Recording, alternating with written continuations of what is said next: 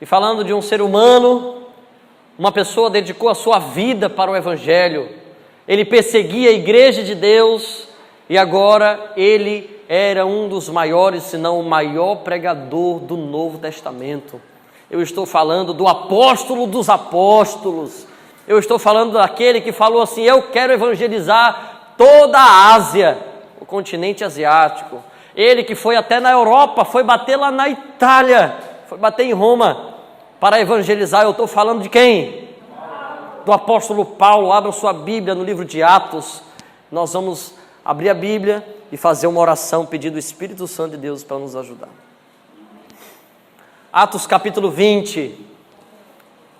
Atos foi escrito por Lucas. O livro de Lucas, o Evangelho de Lucas, e Atos é uma continuação do livro de Lucas, né? Do Evangelho de Lucas. Só que vai narrar a história dos apóstolos.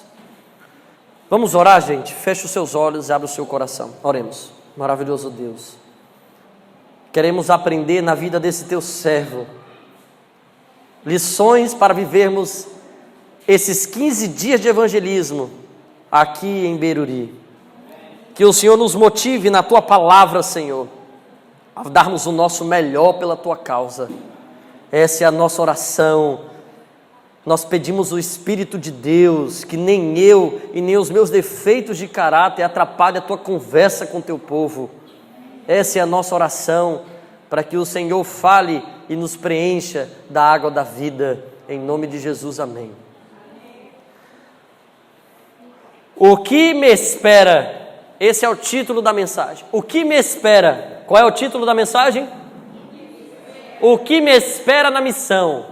O que me espera na missão? O que a missão tem reservado para você, jovem, criança, adulto, missionário, ancião, diácono-chefe, diácono da igreja, diaconisa? O que te espera na missão? Atos capítulo 20, o versículo 17 em diante, nós vamos ler esse relato histórico e aperte o teu cinto, porque Deus vai falar contigo essa manhã. Verso 17 diz assim, lê junto comigo. De Mileto mandou a Éfeso chamar os presbíteros da igreja, os anciãos da igreja, os líderes da igreja. Verso 18. E quando se encontraram com ele quem? Paulo. Disse-lhe, Paulo mandou chamar os líderes da igreja de Éfeso. Verso 17 diz que Paulo estava onde? Qual era o nome da cidade que Paulo estava? Mileto, ficava a 55 quilômetros ao sul de Éfeso. Paulo já estava voltando para Jerusalém. E como não dava mais tempo de ele ir a Éfeso, ele mandou chamar. E eles foram lá, porque Paulo tinha uma mensagem para eles. Vamos saber qual é essa mensagem? Vamos continuar lendo, verso 19, verso 18 ainda. Disse-lhes, olha o que Paulo disse. Lê comigo, irmãos. Vós bem sabeis como foi que me conduzi dentre vós em todo o tempo, desde o primeiro dia em que entrei na Ásia, servindo ao Senhor com toda o quê? Humildade, que mais? Lágrimas e o quê? Provações pelas ciladas dos judeus me sobrevieram. Verso 20. Jamais deixando de anunciar o quê? Coisa alguma proveitosa, e vou lá ensinar publicamente e também de casa em... Qual era o método primeira coisa, como que Paulo se portava dentre as pessoas? Com ele era um fariseu, ele era cidadão romano, ele era um mestre da lei, mas Paulo, depois que foi convertido ao Evangelho de Jesus, ele se tornou humilde de coração. Jesus Cristo ensinou para ele, nas Escrituras, lá em Mateus capítulo 11, versículo 28, diz: vinde a mim todos que estáis e sobrecarregados, e eu vos Tomai sobre vós o meu jugo e aprendei de mim, porque sou manso. Amém? Todo verdadeiro missionário é humilde de coração. A humildade nos faz entrar em lugares que, se a gente não tiver simplicidade, a gente não entra. A gente não come a farinha que o outro come, porque lá na minha casa eu como do bom e do melhor. Mas não é assim. O apóstolo Paulo, ele se fez simples para ganhar os simples. Para que a igreja crescesse aqui em Beruri, você precisou deixar suas questões de lado e entrar na casa das pessoas. E aí, dona Maria, tudo bem? E vai sentando ali no assoalho dela, não tem problema. Eu chegava em Anori ali e a mulher não tinha um sofá, não tinha umas cadeiras para a gente fazer o estudo bíblico. Onde que era o lugar de sentar? No assoalho. Qual é o problema? É porque não tem cadeira, eu não vou... Seja humilde. E outra, as provações é certa. A lágrima, quando nós somos confrontados com nossas questões pessoais, a nossa vaidade. Ai, não é como eu quero, não é do meu agrado. Em nenhum lugar será como a sua casa, irmão. Se você se dispõe a sair e ir para um lugar desconhecido para pregar o evangelho, não será como a sua casa. Não espere uma boa vida. É por isso que o desbravador, cadê os desbravadores da igreja? Os desbravadores aprendem sobrevivência, irmão. Não é isso? Porque nos últimos dias nós precisamos de um exército que combata as batalhas de Jesus. Olha o que a Bíblia diz. Continua lendo comigo. Qual era o método do apóstolo Paulo? Versículo 20 diz: eu vou a ensinar publicamente e de casa em... O método que ele usava era classes bíblicas. Aonde que acontecia a classe bíblica? Na casa das pessoas. Ele dava estudo bíblico na casa das pessoas. Era o método do apóstolo Paulo. De casa em casa. Que nem um comportou, que vai de casa em casa, batendo de lá em lá, deixando o livro. O apóstolo Paulo fazia esse trabalho de ensinar a Bíblia de casa em casa. Nós vamos fazer 4 classes bíblicas aqui. 2 de manhã, 2 à tarde, todos os dias da semana. Você já tem que preparar essas classes bíblicas. Já tem uma ali com 5 interessados, é isso? Se quiser levar mais 5, ficar 10, fica ótimo. Vamos arranjar esses outros 5. Aqui tem mais outra classe, vamos fazer classes bíblicas. Mas a Bíblia diz que ele também fazia evangelismo público. Por que a gente vai fazer o evangelismo público? Convidar o pessoal, sair de casa em casa batendo, vamos lá, servir lanche, servir merenda para eles, fazer o sorteio. O apóstolo Paulo, ele fazia o evangelismo público. Está na Bíblia. Esse era o método do apóstolo Paulo, irmão Miller. Nós vamos cumprir o método do apóstolo Paulo. Amém? Olha que interessante.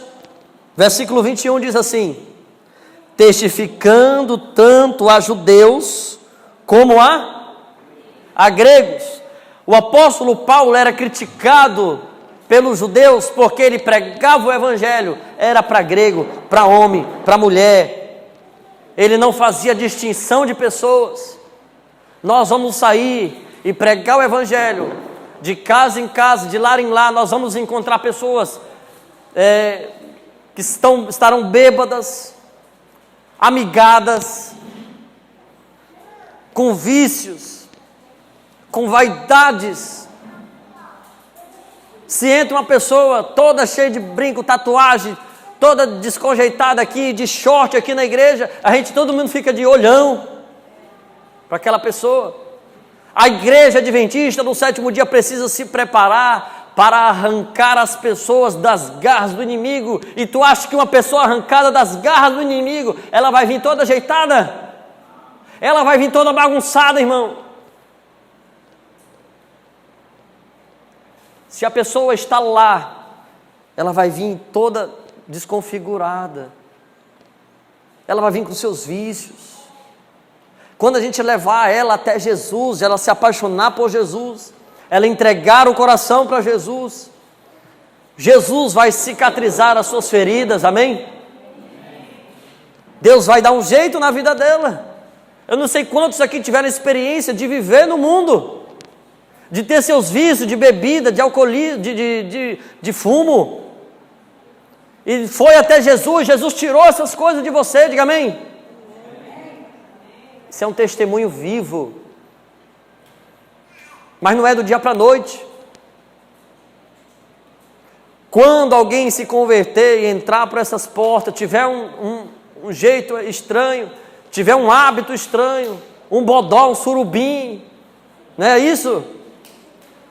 Chega com essa pessoa e conversa com amor, com carinho. Não chega assim, rapaz, tu come bodó, tu vai para o inferno. Não é assim, irmãos. A Bíblia diz, o Senhor diz, Ele conhece o nosso corpo. Lá em Levítico 11, nos orienta o que a gente tem que comer e não comer. É com carinho, não é por força, mas é pelo poder do Espírito Santo, amém? Olha o que a Bíblia diz ainda aqui, ó. O que ele testificava era o arrependimento para com Deus e a fé no nosso Senhor Jesus Cristo. E agora, constrangido em meu espírito, ele vai para onde? Para Jerusalém, não sabendo que ali me acontecerá.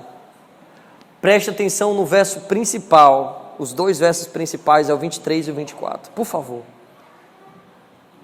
Ele ia para Jerusalém de volta, ele estava aqui na Ásia, em Mileto, Éfeso, um pertinho do outro, ele tinha evangelizado ali, ele passou 3 anos em Éfeso, e agora ele ia voltar para Jerusalém, depois de ir para a Europa. Como que os judeus cristãos, viu?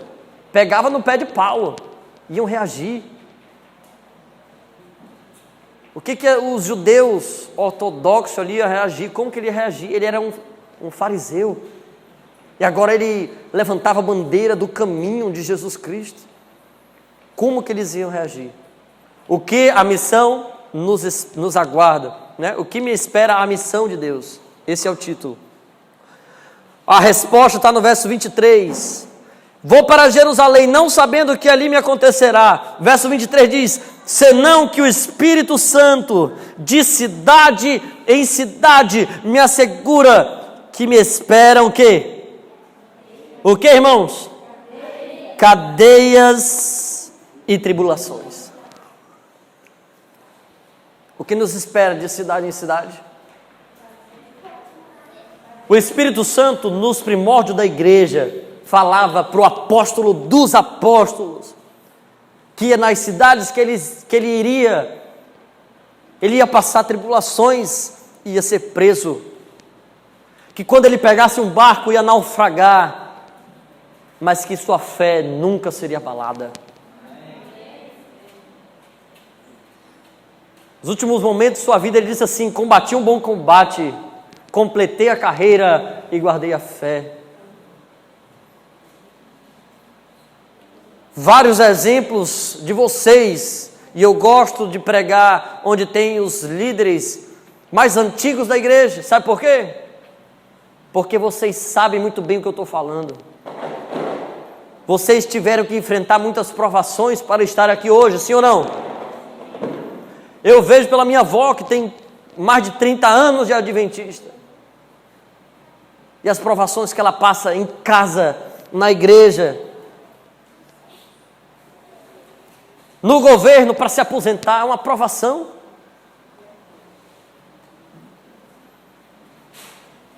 Sabe de uma coisa? Louvado seja Deus pela vida de cada um de vocês. A Bíblia diz que o apóstolo Paulo falou para aqueles líderes, anciãos e presbíteros: olha, de cidade em cidade, eu só sei de uma coisa: me espera cadeias e tribulações. Essa é uma mensagem escatológica para o tempo do fim. Nos últimos dias, a igreja será perseguida, a igreja que tem o selo de Deus. O selo de Deus é a guarda do sábado, o sétimo dia. A marca de Deus é o sábado. E a marca da besta qual é? Não é um chip? Não é um número? É um dia contrário ao dia de Deus. Qual é o dia de Deus? E qual é o dia do inimigo? A adoração ao Deus Sol, ao domingo. E eu quero dizer uma coisa: muitos irmãos nossos já estão passando por perseguições, provações, porque estão sendo obrigados a desobedecerem a Deus. Mas que nós possamos dizer igual Pedro e João: antes importa obedecer a Deus do que aos homens. Amém? Foi por isso que ele foi perseguido naquela época, e é por isso que nós seremos perseguidos no tempo do fim. Se eu permitisse que algum de vocês contasse um testemunho a respeito do sábado, a respeito da tua crença, no teu trabalho, alguém te chacoteando: a fulana ali é preguiçosa, não faz nada no sábado. O ciclano ali, por que ele ganha o mesmo tanto que eu se ele não trabalha no sábado? E fica aquela muita conversa, e é perseguido pelos próprios familiares. Você está disposto a enfrentar tudo e a todos pela palavra de Deus? O que esperava Paulo em todas as cidades? Repete comigo: cadeias e tribulações. Cadeias e tribulações. O que nos espera na missão? Cadeias e tribulações. É por isso que ele dizia o seguinte: o verso principal dessa manhã de sábado é o verso 24. Um dia eu estava fazendo teologia, tinha 18 anos só de idade. 2015 foi o diretor do White State, que é os depositários de Ellen White, né, que fica lá nos Estados Unidos, onde todos os documentos originais que ela escreveu manualmente estão lá.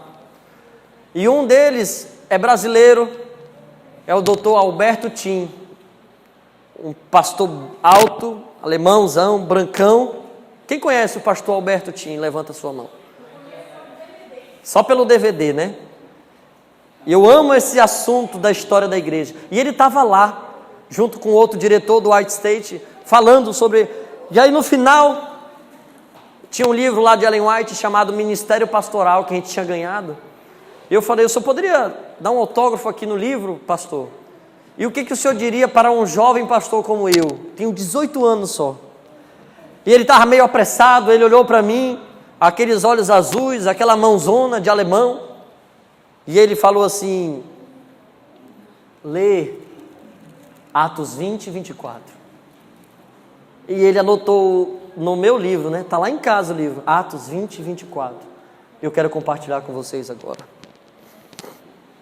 Olha o que a Bíblia diz: porém, em nada considero que a vida preciosa para mim mesmo, conquanto que complete a minha e o ministério que recebi do Senhor Jesus para testemunhar do Evangelho da graça de Deus. O apóstolo Paulo está dizendo que nem a própria vida dele era preciosa, conquanto que se completasse a carreira e o ministério que o Senhor deu para a gente. Olha que força! Sabe por quê?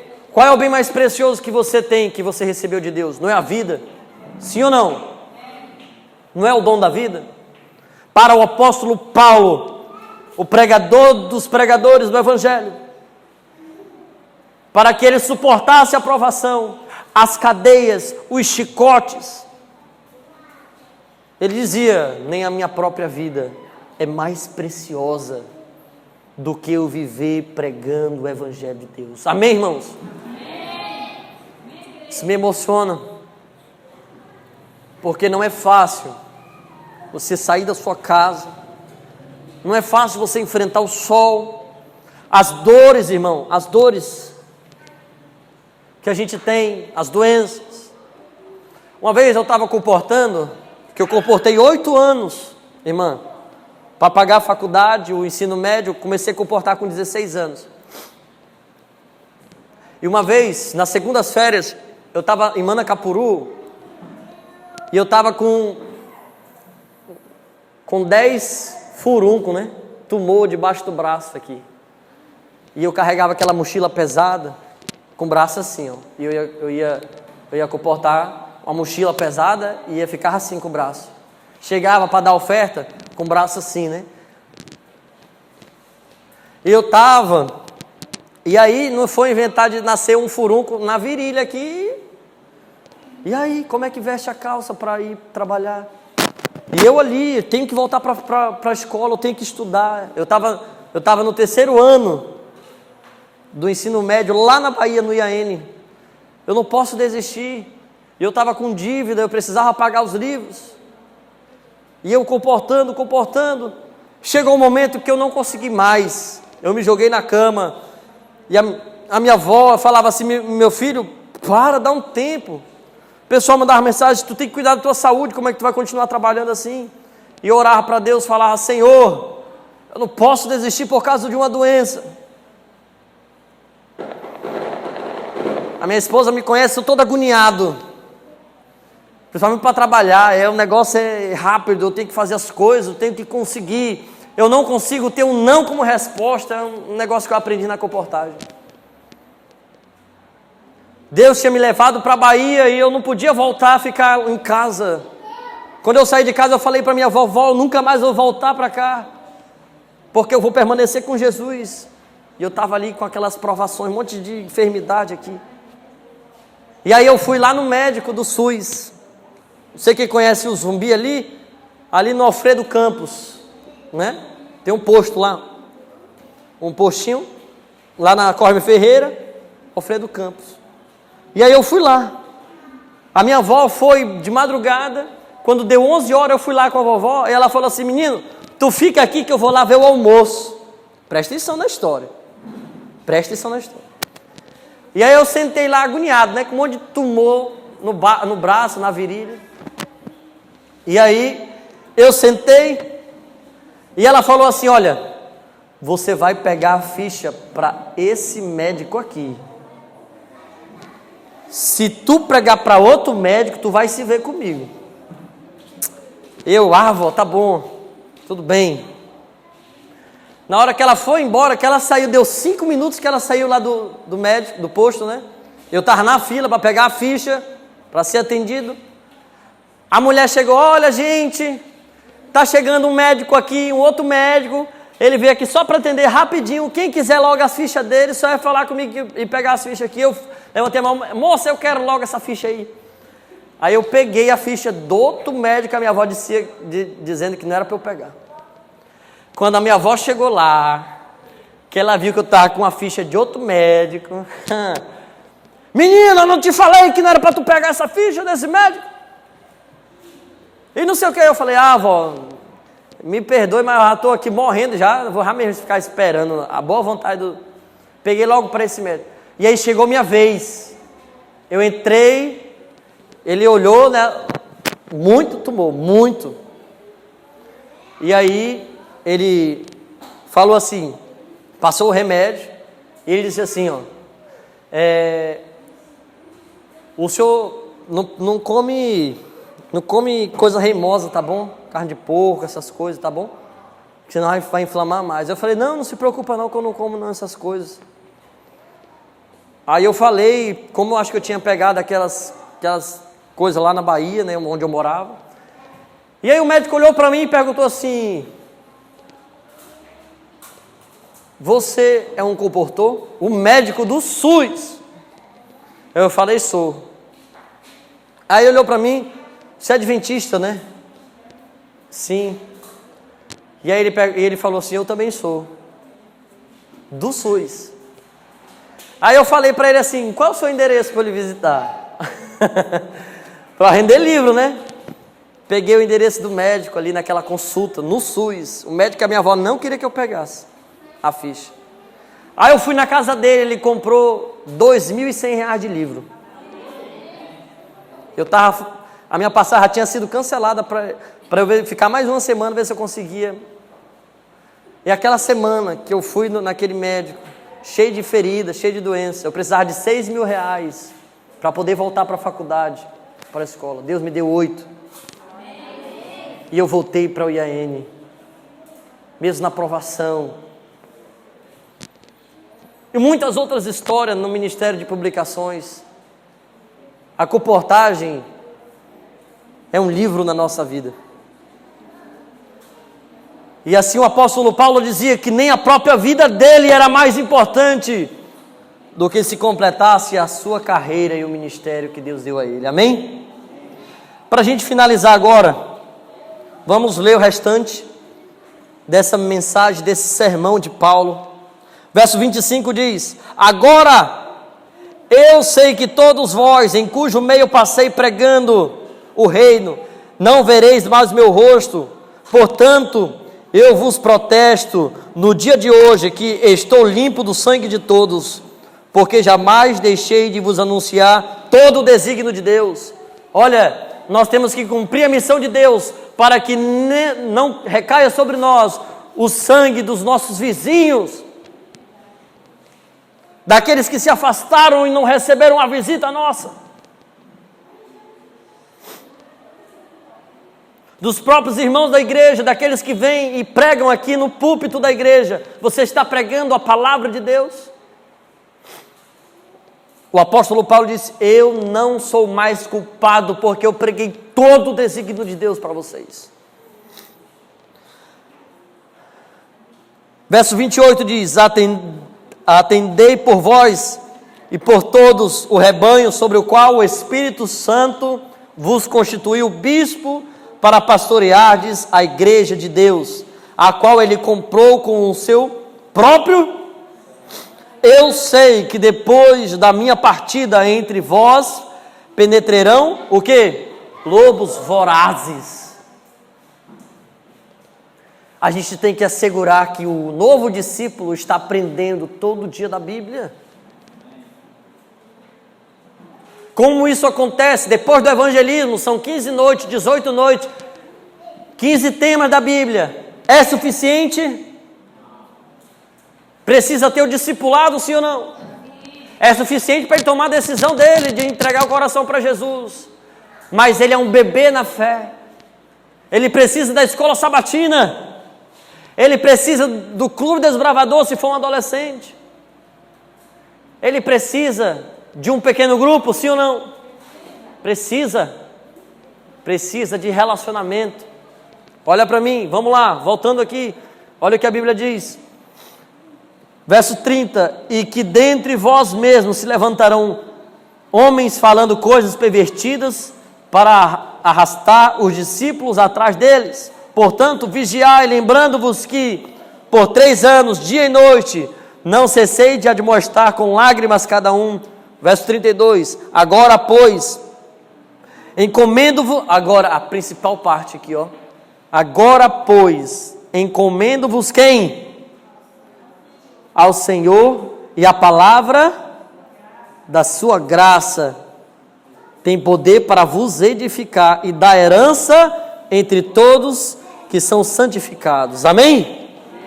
De ninguém concebi prata, nem ouro, nem vestes.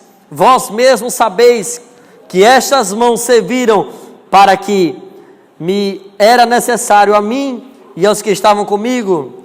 E o último verso a gente vai ler: tenho-vos mostrado que em tudo, trabalhando assim, é mister socorrer os necessitados e recordar as palavras do próprio Senhor Jesus. O que diz aí? Mais bem-aventurado é dar do que receber. Amém? Mais bem-aventurado é dar do que receber. É isso que a gente aprende do Senhor Jesus. Nesse momento, faço um apelo ao nosso coração. Qual é o apelo de Deus? Espere na missão lutas. A igreja de Deus aqui é uma igreja militante, de luta. Quando Jesus voltar, ela será triunfante. O grande comandante Jesus Cristo vai à nossa frente. A primeira visão de Ellen Goldwhite foi um caminho estreito em dezembro de 1844. Ela viu o povo do advento no caminho estreito. Alguns não aguentavam as lutas, eles se jogavam no abismo, e outros eram iluminados pela luz do Salvador, e eles seguiam firmes, olhando para Jesus. Quantos aqui querem seguir o caminho estreito, olhando para Jesus? Levanta a sua mão. Amém, glória a Deus. Esse é um convite especial do Espírito Santo. Nós vamos evangelizar, porque para Paulo, nem a vida dele era preciosa demais, conquanto que ele completasse a sua carreira, o seu ministério. Que Deus nos dê a graça de falar isso quando estivermos trabalhando.